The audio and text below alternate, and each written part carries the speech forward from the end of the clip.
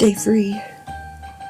As you can see, Bowie has joined me on this one, and he is currently licking my eye. There we go.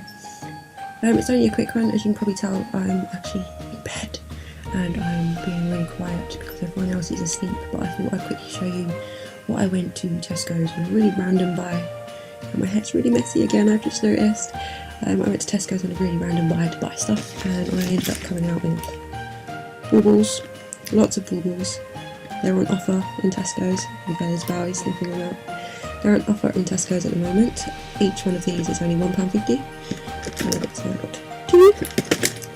And I also bought some bigger baubles, or as I keep liking to call them now, hanging polka dots. Because I love polka dots, and they hang, so hanging polka dots. And I also bought a Christmas Disney DVD, because who doesn't love Disney and who doesn't love Christmas? So this is Mickey's Magical Christmas snowed in the House of Mouse, which Bowie is trying to attack currently.